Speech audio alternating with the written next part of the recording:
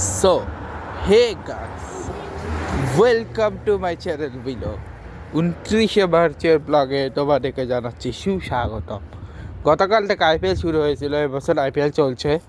তো ফার্স্ট ম্যাচে বোঝা হয়ে গেছে কলকাতা কি করতে পারে। 220 করেও যে দল হারে সে দলের কি বলার আছে, বলিং খুবই বাজে।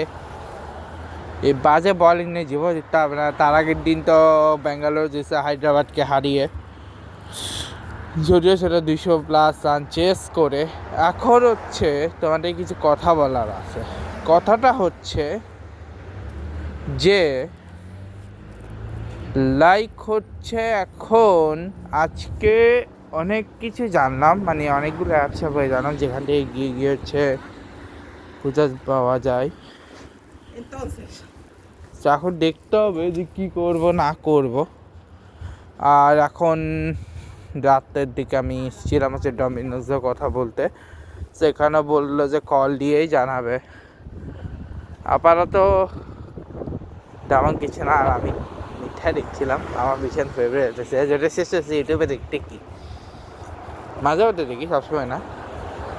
আমি হচ্ছে ধরো কোনো একটা এপিসোড ইয়ের উপর আসতো তখন দেখি, আদারওয়াইজ আমি ইংলিশেই ডিফারেন্ট ভিডিও দেখি।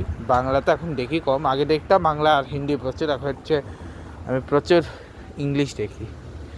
এটা হচ্ছে আমার মূল পয়েন্ট। তো পয়েন্ট অফ ভিউটাকে যদি আমি বলি, সেই হিসেবে তোমাদেরকে মানে যদি কিছু আমি বলি যে আমি সামনে যদি আমি নেক্সট মান্থে জব না পাই, তাহলে হয়তো সামারে তোমরা 3টা ট্রিপ দেখতে পাবে, নয়তো তোমাদেরকে ওয়েট করতে হবে যখন আবার 6 মাস হয়ে যাবে জবের, তখনের জন্য। ঠিক আছে? আর সেকেন্ড কথা হচ্ছে যে দেখতে হবে যে কীভাবে কি এক্সামটা দেওয়া যায়। সো আপাতত এই ব্লগটা বেশি লম্বা করছে না, আর কিছুক্ষণ করে রেখে দেবো। সো এখন আপাতত আমার ইচ্ছা আছে যে কিছু কাজকর্ম করার, যেমন হচ্ছে সামনে কিছু আগে দোল পূর্ণিমা ছিল, সামনে এখন বাসন্তী পূজা শেষ হলো, সামনে তো দেরি না, কোনো প্রোগ্রাম দেখি আসে কি না, আসবে, অবশ্যই আসবে। ঠিক আছে? নবরাত্রি শেষ হয় না, এখন অলমোস্ট শেষের দিকে। ঠিক আছে? যে নবরাত্রি একটা আসবে অক্টোবরে বা যজ্ঞে।